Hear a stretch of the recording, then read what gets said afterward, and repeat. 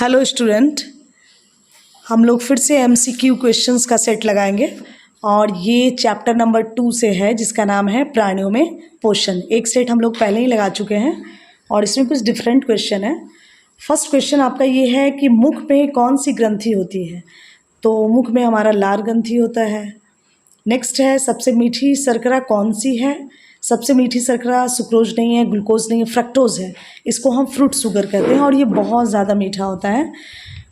Next question है निम्न में से कौन कौन से प्रकार के दांत होते हैं। तो दांत के 4 टाइप्स होते हैं। तो कंदक भी होगा, रंदक भी होगा, अग्र चवर्णक, चवर्णक यानी canine, incisor, pre molar, molar, all of this इसका उत्तर होगा। नेक्स्ट है चबाने और पीसने वाले दांत कौन से होते हैं। चबाने वाला चवर्णक होता है और पीसने वाला कृंदक होता है। तो यानी क और ख और ग दोनों उत्तर होगा। नेक्स्ट क्वेश्चन है लाल रस चावल के मड को किस में बदल देता है। तो चावल के मड को मतलब किस में बदल देता है, ये शर्करा में बदल देता है, ग्लूकोज में, उसका सिंपलेस्ट फॉर्म में बदल देता है। C6H12 वो 6 ग्लूकोज में बदल देता है, क्योंकि ग्लूकोज का ही जब चेन फॉर्म हो जाता है तो वो एक कार्बोहाइड्रेट बना देता है, मंड बना देता है। तो इसका सही आंसर क्या होगा, शर्करा। नेक्स्ट है आपका निगला हुआ भोजन किस नली में जाता है। तो निगला हुआ भोजन ग्रास नली में जाता है, ग्रासिका में जाता है। ये दोनों आंसर सही लग रहा है। तो क और ख दोनों आंसर सही है। श्वास नली में खाद्य कणों के प्रवेश का क्या कारण हो सकता है। इसका पहला कारण तो है कि खाते समय बात करना, इसलिए खाते समय कभी नहीं बात करना चाहिए, ये आंसर सही है। दूसरा है खांसी उठने या हिचकी आने से, हिकअप होने की वजह से भी ऐसा होता है। तो दोनों आंसर सही है, क और ख। भोजन के साथ आए जीवाणु को कौन नष्ट करता है। भोजन के साथ आए बैक्टीरिया वगैरह को नष्ट करने का काम हमारा हाइड्रोक्लोरिक अम्ल करता है। और ये अमाशय के द्वारा शत्रावित होता है हाइड्रोक्लोरिक अम्ल। नेक्स्ट क्वेश्चन है जीभ द्वारा हमें किस स्वाद का अनुभव होता है। तो जीभ से तो नमकीन, मीठा, खट्टा अलग अलग साइट होता है, यानी ऑल ऑफ दिस। इसका आंसर ऑल ऑफ दिस होगा, उपरोक्त में से सभी। नेक्स्ट क्वेश्चन है अमाशय क्या कार्य करता है।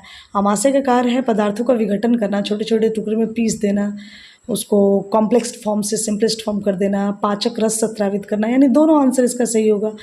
अमाशय के आंतरिक स्तर को कौन सुरक्षा प्रदान करता है। उसका जो इंटरनल लेयर एक बना होता है जिसको हम श्लेष्मल कहते हैं, इंग्लिश में इसको हम म्यूकस लेयर कहते हैं, यही उसकी सुरक्षा प्रदान करता है। इसीलिए हम लोग को ज़्यादा मिर्च मसाला वगैरह नहीं खाना चाहिए, वो ख़राब हो जाता है म्यूकस लेयर। नेक्स्ट है आपका जीभ का उपयोग किसके लिए होता है। चखने के लिए होता है, पचाने के लिए नहीं होता है, हंसने के लिए नहीं होता है। नेक्स्ट अमाशय क्या है। अमाशय एक मोटी भित्ति वाला एक थैलीनुमा पॉकेट लाइक स्ट्रक्चर है, बैग लाइक स्ट्रक्चर है। नेक्स्ट है ये चपटा फ्लैट भी होता है, सही है। यू आकार का होता है, ये भी सही है। ये चौड़ा भाग होता है आहार नाल का, यानी सभी उत्तर इसके सही हैं। अमाशय की आंतरिक सतह किसको स्रावित करता है। हाइड्रोक्लोरिक अम्ल को भी स्रावित करता है, पैनक्रेटिक जूस पाचक रस को भी, और श्लेष्मक म्यूकस लेयर को भी, यानी उपरोक्त सभी। यकृत किस रंग का होता है। यकृत तो हमारा लाल और भूरे रंग का होता है, और यकृत हमारे शरीर का लार्जेस्ट ग्लैंड होता है, सबसे बड़ा ग्रंथि होता है, और ये बाइल बनाता है, और सिस्टिक बाइल डक्ट के द्वारा ये चला जाता है गॉल ब्लैडर में, और पित्त की थैली में जाकर के जमा रहता है, और जब हमें ज़रूरत रहता है भोजन पचाने के लिए, जब इसकी ज़रूरत होता है तब ये अमाशय में जाता है और फिर ये पचाने में मदद करता है। नेक्स्ट है अग्नाशय किस रंग की ग्रंथि होता है। अग्नाशय पीले रंग की ग्रंथि होता है। पेनक्रियास ग्लैंड एक अंतःस्रावी ग्रंथि होता है, इसका रंग पीले रंग का होता है। और बहुत सारे इसमें से हार्मोन्स और एंजाइम्स भी निकलते हैं, क्योंकि ये हेट्रोक्राइन टाइप का ग्लैंड होता है ना। हेट्रोक्राइन मतलब बहिर्सत्रावी और अंतःस्रावी दोनों वाला काम करता है ये। तो बहिर्सत्रावी मतलब पैनक्रेटिक जूस भी इससे निकलेगा, और अल्फ़ा बीटा और गामा सेल रहेगा। तो अल्फ़ा बीटा गामा सेल से हमारा अल्फ़ा सेल से ग्लूकागॉन निकलता है, बीटा सेल से आपका इंसुलिन निकलेगा, जो हमारे बॉडी में बहुत ज़्यादा शर्करा के अमाउंट को बैलेंस्ड करता है।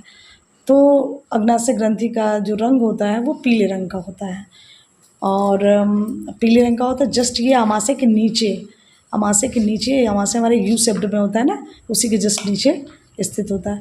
अमीनो अम्ल में कौन परावर्तित हो जाता है। अमीनो अम्ल एक्चुअली में एक छोटा सा यूनिट है हमारा प्रोटीन का।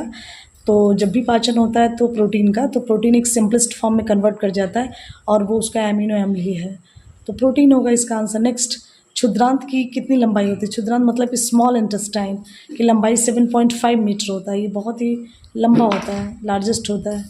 नेक्स्ट क्वेश्चन है आपका, वसा के पाचन में महत्वपूर्ण भूमिका कौन निभाता है?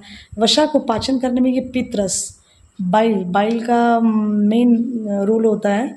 यदि बाइल ना रहे तो वसा पचेगा ही नहीं। जिसका भी गोल ब्लैडर ख़राब हो जाता है, उसमें स्टोन्स वगैरह हो जाता है, तो एक्यूमुलेशन ऑफ ऑक्सलेट्स वगैरह जब उसमें हो जाता है तो पित्रस निकलता नहीं, और नहीं होने से उसको फैट खाने के बाद दिक्कत होता है।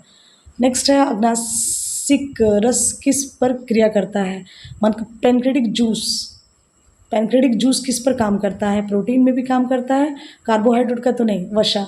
यानी ये दोनों इसका आंसर होगा, क और ख। अग्नाशय कहाँ स्थित होता है? जस्ट अमाशय के नीचे, ठीक नीचे स्थित होता है।